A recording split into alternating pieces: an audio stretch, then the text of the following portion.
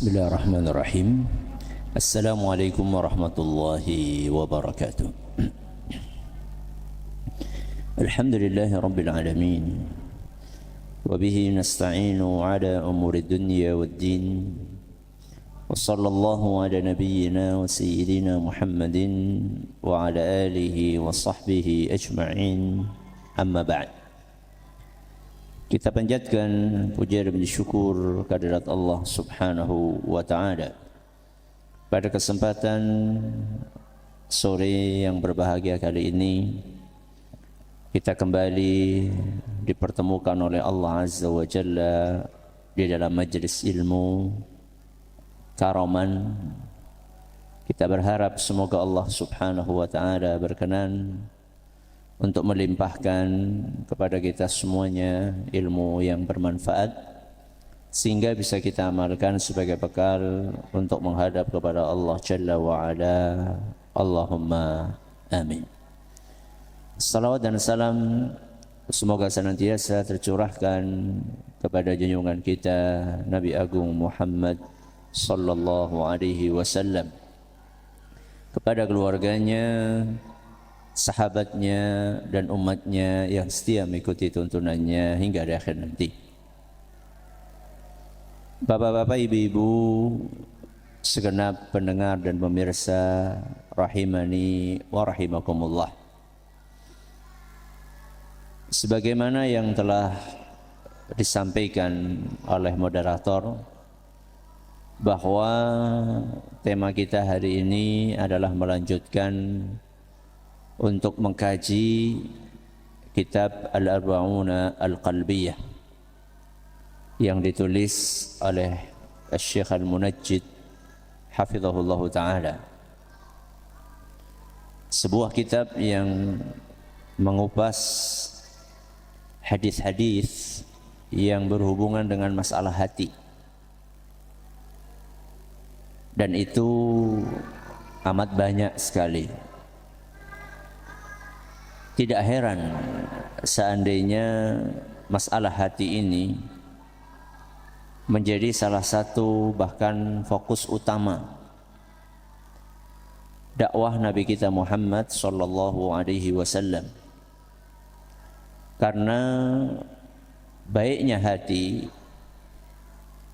itu berpengaruh kepada baiknya seluruh kehidupan kita. Begitu pula rusaknya hati berpengaruh kepada rusaknya seluruh kehidupan kita. Sehingga wajar seandainya Nabi kita Muhammad sallallahu alaihi wasallam itu sangat fokus di dalam upaya membenahi hati. Di antaranya adalah dengan menyampaikan hadis-hadis yang terkait dengan masalah hati. Dan hadis yang dibawakan di sini sangat beragam. Ada yang membahas tentang karakter hati. Hati ini punya ciri khas apa? Ada yang membahas tentang hati yang sehat itu adalah hati yang seperti apa, kebalikannya hati yang sakit itu hati yang seperti apa. Dan juga ada pula hadis yang berisikan tentang doa-doa yang akan membantu kita dengan izin Allah Subhanahu wa taala untuk menjaga keistiqomahan hati. Jadi hadis yang membahas tentang hati itu sangat beragam. Hari ini kita akan membahas hadis yang ketujuh yang dibawakan oleh penulis yang ada di halaman 69. Saya akan bacakan hadisnya terlebih dahulu, lalu saya akan terjemahkan. Setelah itu baru kita kupas dengan izin Allah Subhanahu wa taala kandungannya. Hadis ini berbunyi an Abi Hurairah radhiyallahu anhu qala, dari Abu Hurairah, semoga Allah meridhai beliau, beliau berkata, qala Rasulullah sallallahu alaihi wasallam, Rasulullah sallallahu alaihi wasallam bersabda, innallaha yaqul, sesungguhnya Allah subhanahu wa ta'ala berfirman, ya ibna Adam, wahai anak Adam, tafarragh li ibadati, fokuslah untuk beribadah kepadaku, atau bertotalitaslah dalam beribadah kepadaku. Amla qalbaka ghinan, niscaya aku akan penuhi hatimu dengan kekayaan. Wa asuddu faqrak, dan aku akan hilangkan kefakiranmu. Wa illa taf'al, namun bila engkau tidak lakukan itu, amla yadaika syughlan, aku akan sibukkan dirimu dengan hal-hal yang tidak bermanfaat. Walam asudda faqrak, dan aku tidak akan hilangkan kefakiranmu. Hadis ini diriwayatkan oleh Imam At-Tirmidzi dan dinilai hasan oleh beliau. Dan menurut Imam Ibn Hibban, Imam Al-Hakim, Imam Al-Zahabi dan Syekh Al-Albani, hadis ini sahih. Itu adalah hadis yang akan kita pelajari pada kesempatan yang berbahagia kali ini. Mari kita baca kalimat per kalimat dari hadis ini. An Abi Hurairah radhiyallahu anhu, dari Abu Hurairah, semoga Allah meridai beliau. Abu Hurairah adalah julukan. Adapun nama aslinya adalah Abdurrahman bin Sakhr Ad-Dawsi radhiyallahu anhu. Abdurrahman bin Sakhr Ad-Dawsi radhiyallahu anhu. Beliau adalah sahabat yang paling banyak di dalam meriwayatkan hadis Rasul sallallahu alaihi wasallam, walaupun beliau bukan orang yang termasuk as-sabiqun al-awwalun, bukan termasuk orang yang duluan masuk Islam. Kok bisa masuk Islamnya belakangan, tapi hadis yang diriwayatkan paling banyak? Ya sangat bisa. Ya. Para ulama kita dan para ahli sejarah menyebutkan mengapa kok bisa Abu Hurairah hadis yang beliau riwayatkan paling banyak, bahkan lebih banyak dibandingkan Khulafaur Rasyidin. Kata para ulama, karena Abu Hurairah radhiyallahu anhu memang menghabiskan waktunya untuk selalu membersamai majelis-majelis Rasulullah sallallahu alaihi wasallam, dan beliau tidak memiliki kesibukan melainkan untuk bermajelis dengan Rasul sallallahu alaihi wasallam. Bahkan Abu Hurairah tinggal di Masjid Nabawi, ya, salah satu dari anggota Ahlus Suffah, orang-orang yang tinggal di Masjid Nabawi atau di emperan Masjid Nabawi. Dan itu berbeda dengan sahabat yang lain yang mereka ini punya kesibukan selain itu, ya, kesibukan untuk bekerja, kesibukan untuk mengurusi urusan kaum muslimin kayak Abu Bakar, Umar, Utsman, Ali, itu kan beliau-beliau ini bukan hanya menghadiri pengajian, tapi beliau juga menangani urusan kaum muslimin, dan itu tentu akan membuat waktu mereka terbagi. Jadi Abu Hurairah kenapa bisa hadisnya paling banyak? Karena beliau fokus menghabiskan waktunya hanya untuk membersamai majelis-majelis Rasulullah SAW. Kemudian faktor yang lainnya yang disebut oleh para ulama adalah doa dari Nabi kita Muhammad sallallahu alaihi wasallam, ya, untuk Abu Hurairah radhiyallahu anhu. Nabi SAW pernah mendoakan agar Abu Hurairah ini menguasai atau menghafal hadis-hadis Nabi SAW, dan doa itu dikabulkan oleh Allah Azza wa Jalla, sehingga Abu Hurairah banyak banget untuk meriwayatkan hadis. Lalu sebab yang lainnya, sebab yang ketiga, Abu Hurairah radhiyallahu anhu, beliau ini termasuk sahabat yang banyak banget muridnya. Banyak banget muridnya. Jadi beliau berkesempatan untuk tinggal di Haramain, ya, di Mekah, di Madinah. Dan kita tahu bahwa Mekah dan Madinah itu dikunjungi oleh kaum muslimin dari segala penjuru dunia secara rutin.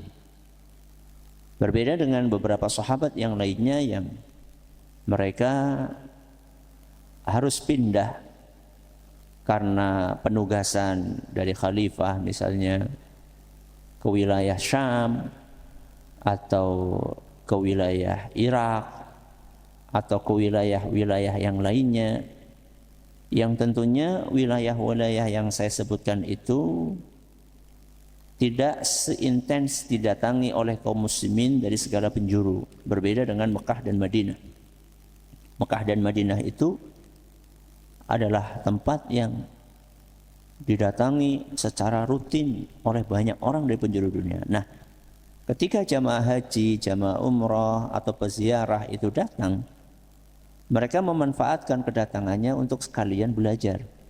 Nah, disitulah Abu Hurairah radhiyallahu anhu menyampaikan hadis-hadis Rasul SAW, sehingga itu dibukukan oleh atau dicatat, kemudian diwariskan oleh murid-murid Abu Hurairah kepada murid-muridnya lagi, lalu dibukukan oleh para ulama. Ini beberapa faktor yang menyebabkan kenapa Abu Hurairah Islamnya belakangan tapi hadisnya paling banyak. Dan hal ini dijadikan sebagai salah satu celah oleh orang-orang orientalis, orang-orang yang tidak suka Islam, untuk meragukan atau memunculkan keraguan tentang keotentikan hadis Rasul sallallahu alaihi wasallam. Salah satu syubhat yang mereka hembuskan adalah tentang hal ini. Dan alhamdulillah para ulama kita, mereka tidak tinggal diam. Mereka bantah syubhat tersebut dengan menyebutkan fakta dan data yang intinya atau sebagian dari intinya sudah saya sampaikan di muqaddimah tadi. Jadi Abu Hurairah nama aslinya adalah Abdurrahman bin Sakhr Ad-Dawsi radhiyallahu anhu. Beliau berkata, qala Rasulullah SAW, Rasulullah SAW bersabda, innallaha yaqul, sesungguhnya Allah Azza wa Jalla berfirman. Ini yang biasa kita kenal dengan hadis qudsi. Ini yang biasa kita kenal dengan hadis qudsi, di mana Nabi kita sallallahu alaihi wasallam menyampaikan firman Allah Azza wa Jalla. Jadi ini bukan Al-Quran, ini namanya hadis qudsi. Innallaha yaqul ya ibna Adam, wahai anak Adam, wahai anak Adam. Siapa anak Adam? Anak Adam adalah kita, manusia semuanya, baik yang berislam ataupun yang tidak beragama Islam, baik yang beriman maupun yang tidak beriman, laki-laki maupun perempuan, apapun pekerjaannya, apapun latar belakang sukunya, apapun keluarga negaraannya, pokoknya asal itu manusia. Jadi di sini Allah Azza wa Jalla memanggil manusia, wahai manusia, tafarragh li ibadati, fokuslah untuk beribadah kepadaku. Kalimat ini perlu kita jabarkan. Fokuslah untuk beribadah kepadaku. Ada sebagian orang memahami dari hadis ini bahwa kita harus berada di masjid terus, dengan asumsi bahwa Rasul sallallahu alaihi wasallam menyuruh kita untuk fokus di dalam beribadah, sehingga dia tidak pernah keluar dari masjid, padahal dia punya anak, dia punya istri, dia sendiri juga butuh makan. Jadi di masjid dia hanya berdiam, ya, mungkin sholat, mungkin baca Quran, mungkin berzikir dan seterusnya. Mungkin juga belajar ilmu agama. Padahal dia butuh makan. Nah terus makannya gimana? Enggak kerja kan ya? Dia butuh makan. Makannya adalah menunggu belas kasihan dari orang lain. Jadi kalau ada orang ngasih, dia makan. Kalau yang enggak ada yang ngasih, mungkin dia minta-minta, mungkin ya. Itu untuk memenuhi kebutuhan pribadinya. Lah terus untuk anak dan istrinya, ya dia abaikan. Dia abaikan. Gak peduli apakah anaknya udah makan atau belum, istrinya udah makan atau belum, apakah kebutuhan sandang mereka sudah terpenuhi atau belum, gak peduli. Apakah itu yang dimaksud dari hadis ini? Tafarragh li ibadati, fokuslah dalam beribadah kepadaku. Jawabannya, apakah itu yang dimaksud? Kalau yang Anda lakukan itu adalah i'tikaf dalam waktu yang terbatas, kayak misalnya di 10 hari terakhir bulan Ramadan, maka itu pernah dilakukan oleh Nabi SAW. Tapi kan durasinya dalam waktu yang terbatas. Tapi kalau yang Anda lakukan sepanjang tahun atau bahkan seumur hidup hanya di masjid saja, maka itu tidak dilakukan oleh Nabi kita Muhammad SAW. Padahal beliau sendiri yang menyampaikan hadis barusan, tafarragh li ibadati, fokuslah untuk beribadah kepadaku. Nabi SAW yang mengatakan itu. Apakah mungkin Rasulullah SAW tidak menjalankan arahan yang beliau sampaikan sendiri? Ya tidak mungkinlah. Apakah Nabi SAW menghabiskan waktunya seumur hidup di masjid? Tidak. Berarti bukan itu maksudnya. Bukan itu maksudnya. Kesalahpahaman terhadap hadis ini bermula dari kesalahpahaman di dalam memahami makna ibadah. Tafarragh li ibadati, fokuslah dalam beribadah kepadaku. Jadi Rasul SAW menyampaikan di dalam hadis qudsi ini bahwa Allah Azza wa Jalla memerintahkan kita untuk fokus beribadah. Fokus beribadah. Ibadah itu apa? Orang tadi yang kita sampaikan ilustrasinya memahami bahwa ibadah itu adalah berdiam di masjid.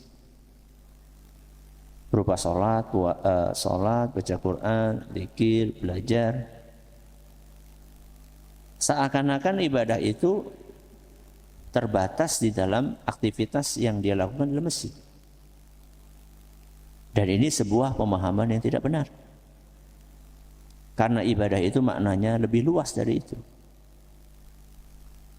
Kata para ulama kita, al-ibadatu ismun jami'un likulli ma yuhibbuhu Allah wa yardah min al-aqwali wal af'ali al-zahirati wal batinah. Apa itu ibadah? Ibadah adalah setiap perkataan dan perbuatan yang kelihatan maupun yang tidak kelihatan, yang dicintai dan diridhoi oleh Allah Subhanahu wa taala. Ibadah adalah setiap perkataan dan perbuatan yang kelihatan maupun yang tidak kelihatan, yang dicintai dan diridhoi oleh Allah Azza wa Jalla. Jadi ibadah itu enggak cuma sholat, ibadah enggak cuma puasa, ibadah enggak cuma baca Quran. Setiap perkataan dan perbuatan yang kelihatan dan tidak kelihatan, yang dicintai dan diridhoi sama Allah. Apakah bekerja, mencari nafkah untuk menghidupi keluarga adalah bagian dari ibadah? Iya, itu bagian dari ibadah. Apakah birrul walidain adalah ibadah? Iya, berbakti kepada orang tua juga ibadah. Apakah menyingkirkan gangguan dari tengah jalan itu ibadah? Iya, itu ibadah. Berarti ibadah itu cakupannya sangat luas. Nah, kita ini disuruh fokus menjalankan ibadah. Bukan maknanya kita disuruh berada di masjid terus, tapi maknanya kita menggunakan seluruh waktu kita atau mayoritas waktu kita untuk beribadah kepada Allah. Aktivitas yang kita kerjakan itu, kalau ibadah ya, ada yang wajib, ada yang sunnah, ya. Selain aktivitas yang sifatnya ibadah, ada aktivitas yang sifatnya mubah. Ya, ada wajib, sunnah, ini ibadah, ada yang sifatnya mubah. Yang wajib, sholat 5 waktu. Ya. Berangkat ke masjid buat kaum pria,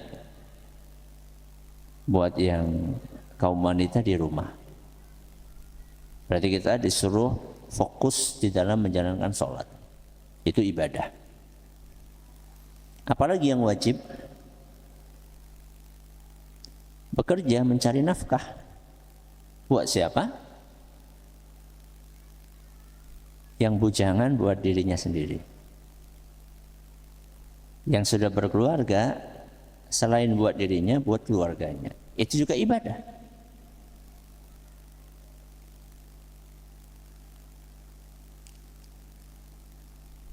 Apalagi ibadah yang wajib?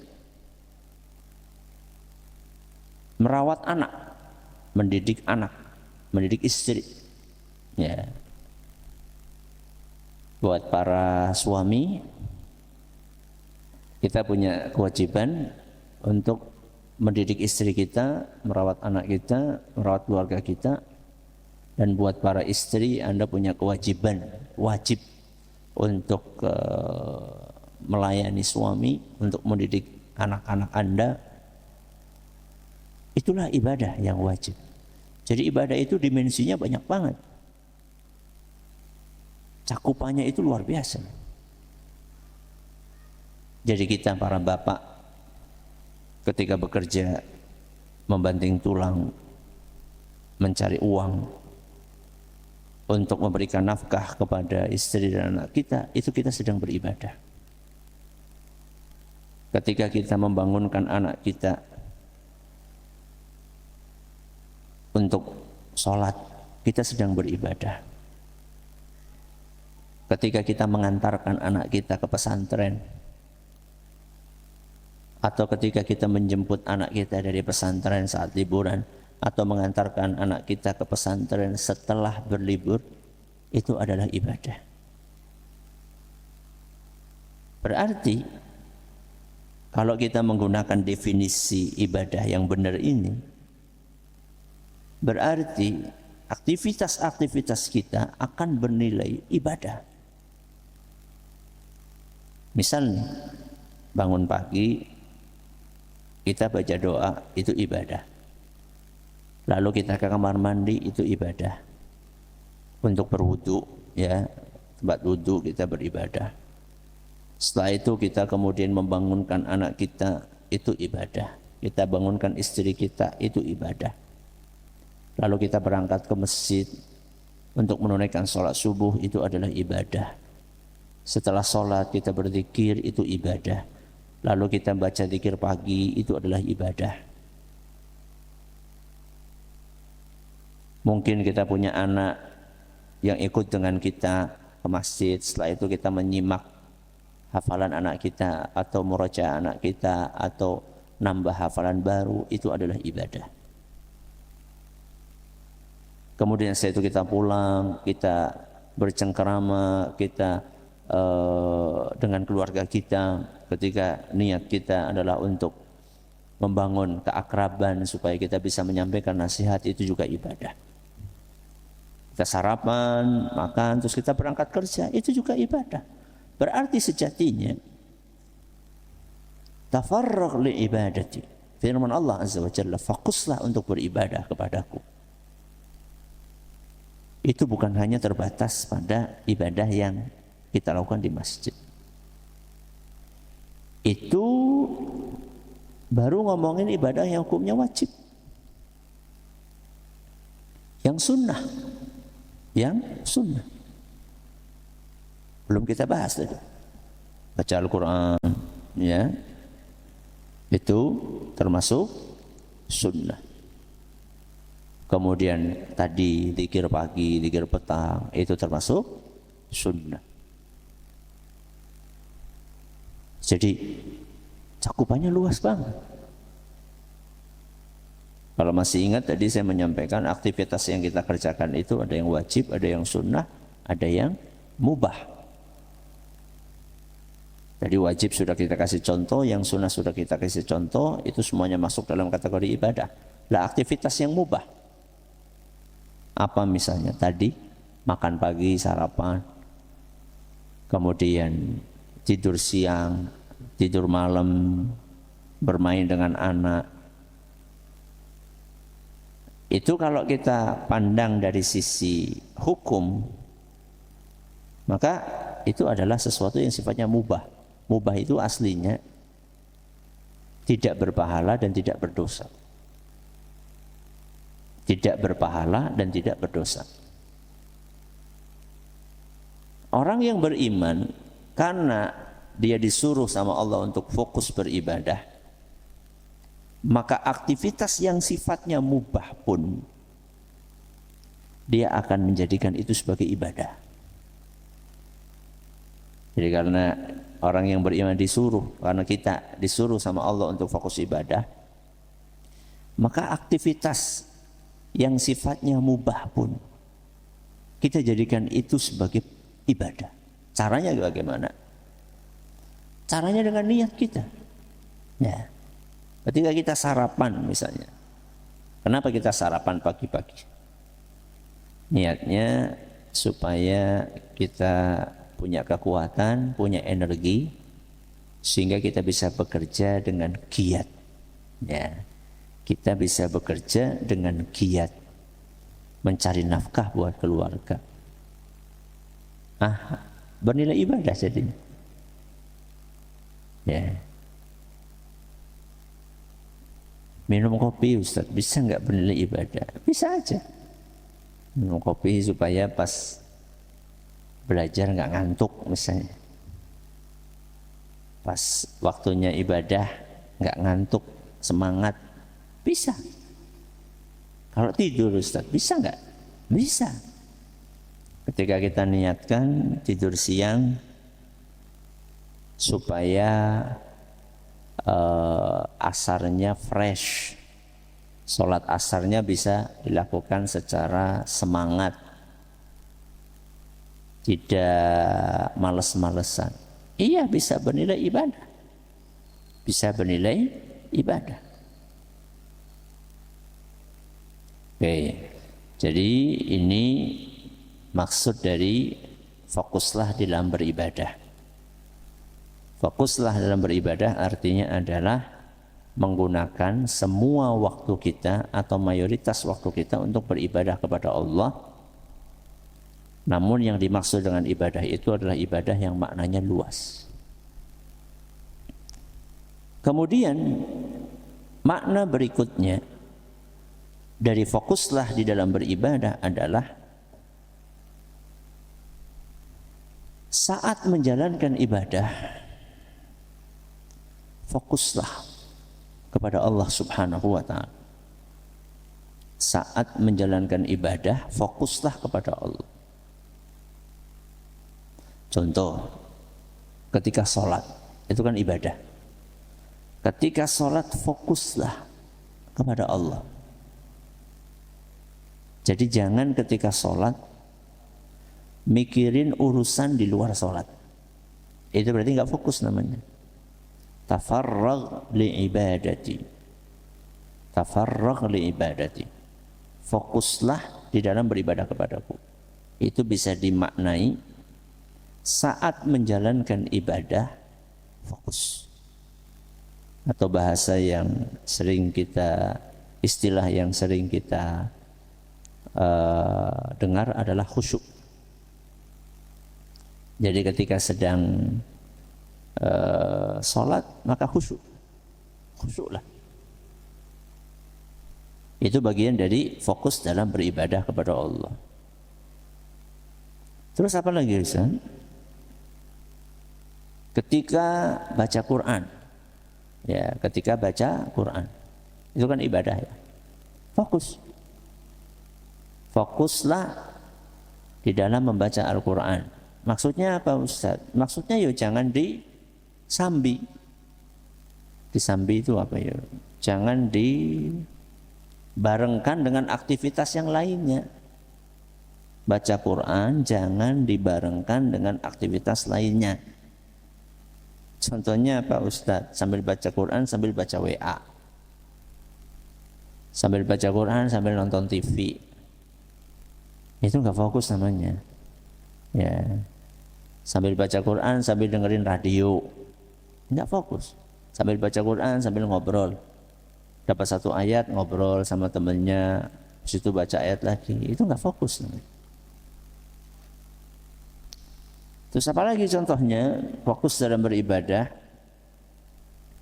Kalau dengerin pengajian atau hadir pengajian, didengerin, ditulis, didengerin dan ditulis, itu fokus namanya. Walaupun ustadznya nggak ngelihat, ya contohnya kayak pengajian via Zoom kayak gini, ini kan ustadznya nggak tahu. Mungkin aja di antara pemirsa ya ada yang sambil melakukan aktivitas yang lain ya. Mungkin ada yang sambil masak, ya. Mungkin ada yang sambil nyuci, mungkin juga ada yang sambil nonton TV, ya. Atau yang sambil tiduran, lama-lama jadi tidur. Itu berarti nggak fokus di dalam menjalankan ibadah. Jadi fokus di dalam menyimak pengajian, menyimak kajian itulah dengan mendengarkannya secara seksama, kemudian membawa buku catatan, lalu ditulis faidah yang didapatkan, itu namanya fokus di dalam beribadah. Apalagi contohnya ketika sedekah misalnya, fokuslah ketika sedekah. Bisa dimaknai fokuslah di dalam menjaga keikhlasan saat bersedekah. Ini termasuk fokus juga. Jadi saat bersedekah jangan lupa niatnya yang ikhlas karena Allah Subhanahu wa ta'ala. Baik. Jadi itu kira-kira maknanya. Makna dari firman Allah Azza wa Jalla, tafarraq li ibadati. Fokuslah dalam beribadah kepadaku. Bisa dimaknai gunakanlah seluruh waktumu untuk beribadah atau mayoritas waktumu untuk beribadah. Juga bisa dimaknai fokuslah kepada Allah saat menjalankan ibadah.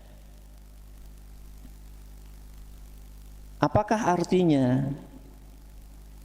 kita tidak mengerjakan urusan dunia? Ya. Padahal Allah Subhanahu wa ta'ala sudah berfirman di dalam Al-Qur'an, "Wala tansa nasibaka minad dunya." Jangan kamu lupakan jatahmu dari dunia. Jadi kita ini punya jatah di dunia yang Allah Subhanahu wa ta'ala sediakan. Dan Allah berpesan wala tansa, jangan lupa. Jadi kamu itu punya bagian, punya jatah di dunia. Dan tidak mungkin antara hadis dengan ayat Al-Quran bertentangan. Sehingga hadis tafarraq li ibadati, fokuslah di dalam beribadah kepadaku, tidak berarti kita sama sekali meninggalkan urusan dunia secara total. Itu tidak berarti demikian. Tapi para ulama menjelaskan,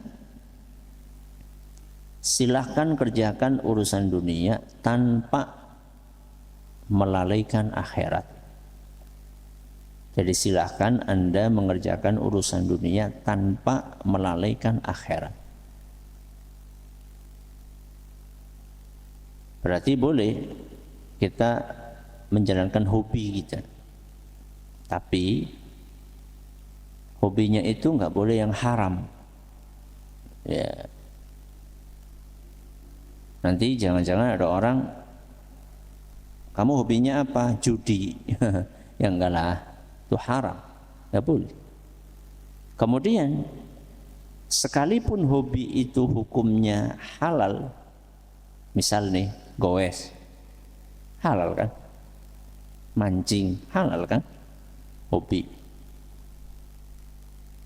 Udah Ustaz, saya enggak jalankan hobi yang haram-haram, saya jalankan hobi yang halal-halal. Oke? Alhamdulillah. Maka tetap ada rambu-rambu yang harus kita perhatikan. Jangan sampai hobi yang halal ini melalaikan kita dari ibadah pokok. Goes silakan, tapi jangan sampai berbulan-bulan. Dan terus kewajiban kita menafkahi keluarga mana, mendidik keluarga mana. Mancing, jangan sampai kita mancing 24 jam, terus kapan sholatnya? Ya.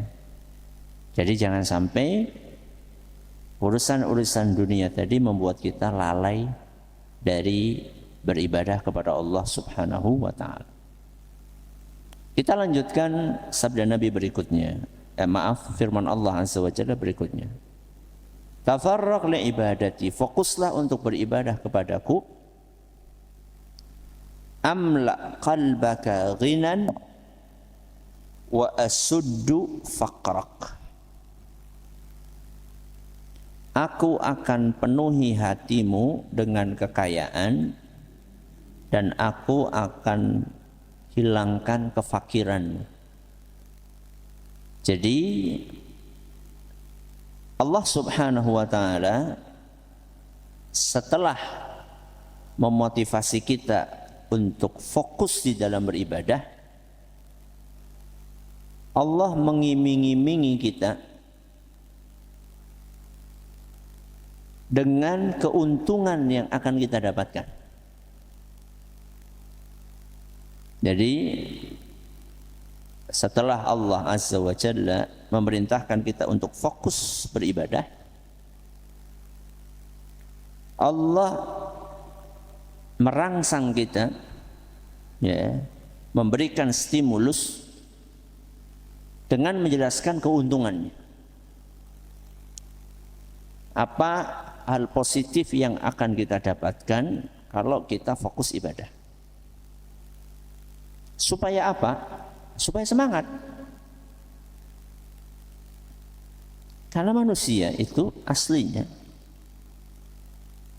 saat menjalankan sesuatu, dia selalu memikirkan untung rugi. Manusia itu memang seperti itu. Jadi saya disuruh melakukan aktivitas A, untungnya apa? Manfaat yang saya dapatkan apa? Kalau nggak ada manfaatnya, bahkan justru merugikan, maka kebanyakan orang nggak mau. Ya. Karena manusia punya tabiat seperti itu, maka sama Allah Azza wa Jalla dijelaskan apa keuntungannya kalau kita fokus ibadah. Allah sebutkan dua keuntungannya. Yang pertama, amla qalbaka ghina. Aku akan penuhi hatimu dengan kekayaan. Manfaat yang pertama, kalau kita fokus ibadah, hati kita akan dipenuhi dengan kekayaan. Manfaat yang kedua, wa asuddu faqrak. Dan aku akan penuhi, aku akan hilangkan kemiskinan darimu. Aku akan tutup pintu kemiskinan darimu. Mari kita kupas sedikit dari dua keuntungan tersebut. Keuntungan yang pertama, amla qalbaka ghina. Aku akan penuhi hatimu dengan kekayaan. Subhanallah. Yang akan dipenuhi dengan kekayaan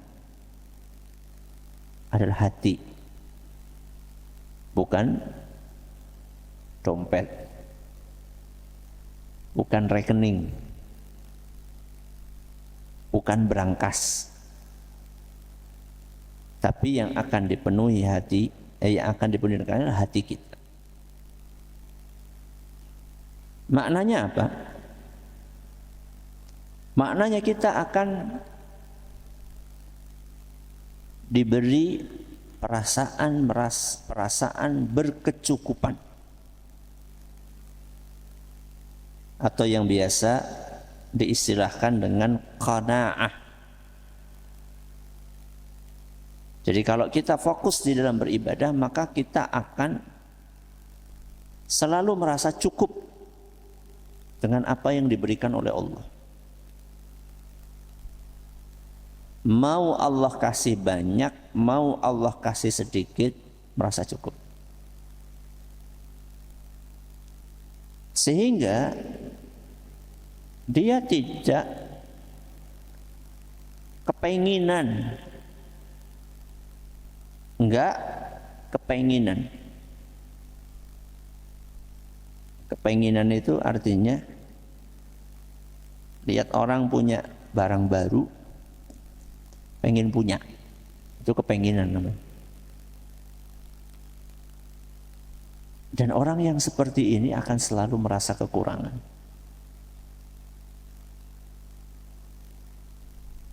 ibu-ibu bertamu ke rumah tetangganya. Di rumah itu enggak ghodul basar ya. Jadi ngelihat kulkas baru, ngelihat rice cooker baru, ngelihat mesin cuci baru, katanya dengan teknologi terkini. Pulang-pulang, Mas, kulkas kita ini udah lama, beliin dong yang baru. Loh ini kan masih bisa dipakai. Iya tapi kan nggak ada teknologi anunya. Emang tahu dari mana? Itu dari rumah tetangga. Rasa kurang dan kepenginan.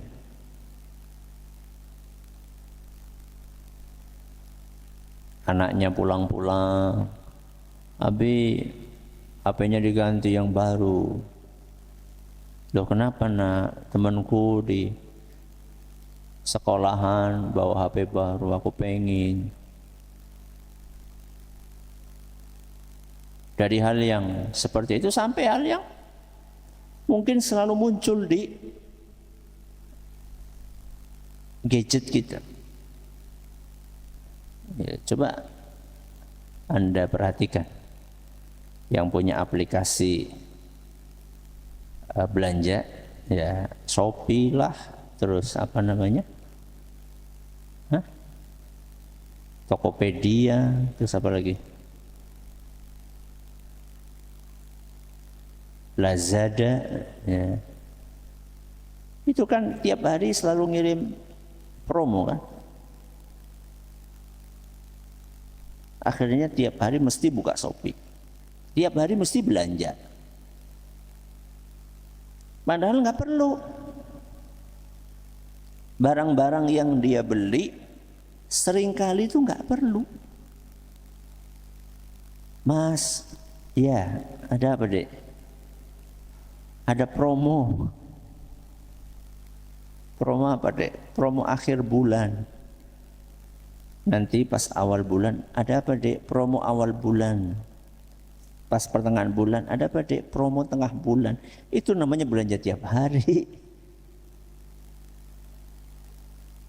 Padahal barang itu nggak diperluin. Akhirnya di rumahnya numpuk barang. Yang kemarin aja belum dipakai, udah beli yang baru lagi. Kepenginan. Ini bisa ditangani dengan fokus beribadah kepada Allah. Apa korelasinya Ustadz? Nggak kepenginan dengan fokus ibadah. Orang itu kalau menggunakan banyak waktunya buat beribadah, nggak sempat dia buka HP ngelihat notifikasi Shopee setiap saat, nggak sempat. Wong dia belum baca Quran kok. Emang dia sudah berapa juz hari ini buka Al-Quran, baca Al-Quran? Kok sempat-sempatnya dia buka HP terus? Itu gara-gara dia nggak fokus ibadah. Akhirnya dia jadi kepenginan. Hatinya nggak dipenuhi dengan kekayaan. Itu bermula karena nggak fokus beribadah. Tapi kalau kita menghabiskan waktu kita untuk beribadah kepada Allah, maka kita hanya akan buka aplikasi tadi, aplikasi belanja online tadi, kalau pas butuh aja, bukan setiap saat membuka aplikasi tersebut. Dan kalau orang tuanya punya kebiasaan kayak gitu, akan dicontoh sama anaknya. Anak kecil sudah tahu Shopee. Kenapa?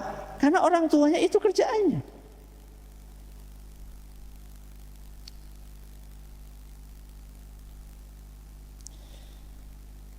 Ini adalah buah yang pertama, amla qalbaka ghina. Buah yang kedua, wa asuddu faqrak, dan aku akan tutup pintu kemiskinan. Aku akan tutup pintu kemiskinan, atau aku akan hilangkan kemiskinan. Dijelaskan oleh para ulama, maknanya adalah aku akan bikin kamu nggak minta-minta sama orang. Jadi nggak dikit-dikit minta, dikit-dikit ngerepotin orang, enggak. Kenapa demikian? Karena sudah dicukupi sama Allah. Jadi kebutuhannya ini sudah dicukupi sama Allah Subhanahu wa ta'ala. Karena sudah dicukupi sama Allah, maka dia nggak perlu minta-minta sama makhluk. Dan disitulah seseorang punya izzah, punya harga diri, punya kehormatan. Lalu hadis ini ditutup oleh Nabi SAW dengan sabdanya, wa illa taf'al. Kalau kamu nggak lakukan, alias kalau kamu nggak fokus beribadah, mala'tu yadaika syughlan, aku akan sibukkan dirimu dengan hal-hal yang tidak bermanfaat. Dan itu kejadian. Jadi orang kalau nggak fokus ibadah, berarti kan waktunya ini nggak dipakai buat ibadah. Terus dipakai buat apa? Dipakai untuk hal-hal yang tidak bermanfaat. Makanya kebanyakan orang yang menghabiskan waktunya untuk main HP adalah orang yang nggak fokus beribadah. Coba perhatikan orang-orang yang menghabiskan berjam-jam waktunya, hariannya untuk main HP, main game, dan yang lainnya. Coba lihat, baca Qur'annya berapa? Rumahnya rapi apa enggak? Anak-anaknya terdidik dengan baik apa enggak? Suaminya mendapatkan pelayanan terbaik atau tidak? Coba lihat. Gara-gara apa? Gara-gara enggak fokus ibadah. Coba ibu-ibu yang hobinya nonton sinetron berjam-jam di depan TV. Dia sudah ngaji berapa kitab khatam? Gara-gara apa? Gara-gara enggak fokus di dalam beribadah. Walam asudda faqrak. Dan aku tidak akan tutup pintu kemiskinan darimu. Alias dia selalu merasa kurang dan tidak pernah puas. Enggak pernah merasa puas dengan apa yang dia dapatkan. Na'udzubillahi min dzalik. Jadi inilah hadis yang kita pelajari hari ini, semoga bermanfaat bagi kita semuanya. Kami serahkan kembali kepada moderator. Silakan. Pertama, apakah itu adalah ideal? Jawabannya itu tidak ideal. Itu tidak ideal. Tapi apakah itu mending? Jawabannya mending daripada enggak. Kata Rasul sallallahu alaihi wasallam, saddidu wa qaribu. Saddidu itu artinya adalah, kalau terjemahan bebasnya adalah kerjakanlah aktivitasmu secara maksimal.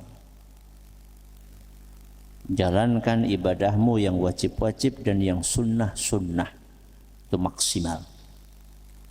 Wa qaribu, kalau enggak bisa melakukannya secara maksimal, maka lakukanlah semampumu. Melakukanlah semampumu. Jadi kalau yang maksimal tadi itu adalah menjalankan yang wajib-wajib plus yang sunnah-sunnah, maka maksud lakukan semampumu adalah lakukan yang wajib-wajib, walaupun belum bisa melakukan yang sunnah-sunnah. Dalam kasus yang ditanyakan tadi, kalau memang gak bisa fokus untuk ngaji tok karena masih berada di dalam jam kerja atau ada pekerjaan wajib yang tidak bisa ditinggalkan, maka ya gabungkanlah ya semampunya antara dua aktivitas tersebut. Wallahu a'lam. Ya. Apa yang Anda tanyakan tadi bukan kondisi ideal. bukan kondisi ideal. Kenapa demikian? Karena yang disasar, yang dituntut di dalam hadis Rasul sallallahu alaihi wasallam untuk mendidik anak, nomor satu adalah orang tua. Nomor satu adalah orang tua. Coba perhatikan sabda Nabi SAW yang sering kita dengar, kullukum ra'in wa kullukum mas'ulun an ra'iyatih. Masing-masing dari kalian adalah pemimpin dan masing-masing akan ditanya tentang amanah kepemimpinan yang Allah berikan. Farrajulu ra'in ala ahli baitihi wa huwa mas'ulun an ra'iyatih. Kepala rumah tangga adalah pemimpin untuk anggota keluarganya dan dia akan ditanya oleh Allah Azza wa Jalla tentang amanah tersebut. Wal mar'atu ra'iyatun ala ahli zawjiha wa hiya mas'ulatun an ra'iyatiha. Dan istri adalah pemimpin untuk anak-anak dari suaminya, untuk anak-anak dari keduanya, dan dia akan ditanya oleh Allah tentang amanah kepemimpinan tersebut. Jadi yang mendapatkan amanah untuk memimpin, untuk mendidik keluarga aslinya adalah orang tua. Sehingga yang akan dituntut, dikejar itu adalah orang tua nomor satu. Karena itulah kalau kita perhatikan di dalam agama kita, kewajiban untuk bekerja, mencari nafkah itu aslinya dibebankan kepada suami. Aslinya dibebankan kepada suami. Sedangkan istri diberi kewajiban oleh Allah Azza wa Jalla untuk mengurusi urusan rumah tangga, ya, termasuk juga merawat anaknya. Sehingga di situ ada pembagian tugas.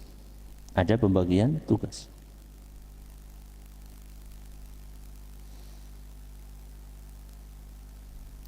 Kecuali dalam kondisi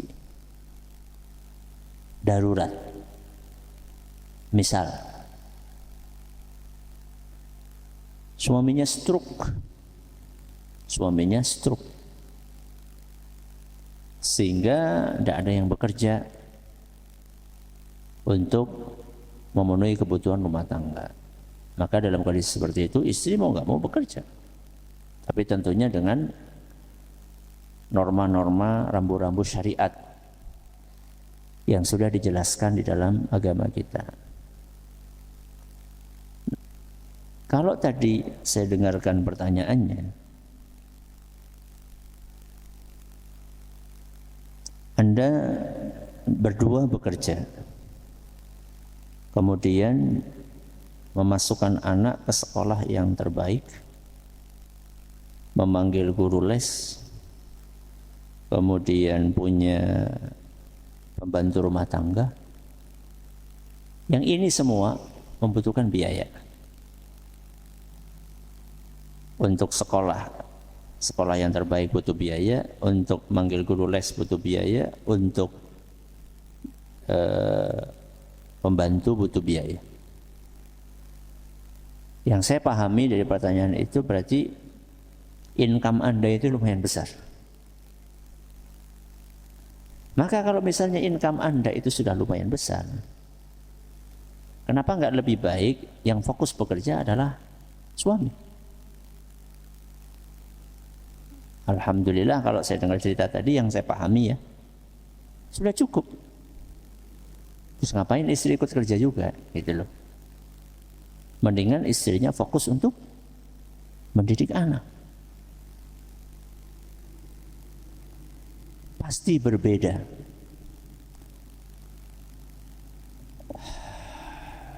Pendidikan yang diberikan oleh orang yang menjalankan aktivitasnya dengan kasih sayang, dengan orang yang menjalankan aktivitasnya karena bayaran, karena dibayar, itu pasti berbeda. Ketika bapak dan ibu mendidik anaknya itu kan bukan karena dibayar, tapi karena perasaan tanggung jawab, karena dorongan kasih sayang. Berbeda dengan guru les, ya, itu mengajar karena dibayar, ya, mengajar karena dibayar. Kalau nggak dibayar ngajar nggak? Enggak. Saya tanya, Anda sebagai bapak dan ibu, kalau nggak dibayar ngajar nggak anak? Ngajar. Karena kita ngajar bukan karena dibayar. Pasti berbeda. Pasti berbeda. Tadi pertanyaannya apakah dapat pahala atau nggak dapat pahala? Insya Allah. Yang Anda lakukan kalau ikhlas dapat pahala. Tapi saya katakan itu bukan kondisi ideal. Itu bukan kondisi ideal. Dan saya nasihatkan mudah-mudahan Anda bisa lebih ideal lagi di hari yang akan datang. Demikian, semoga bermanfaat. Terima kasih atas perhatiannya, atas segala kurangannya. Wassalamualaikum warahmatullahi wabarakatuh.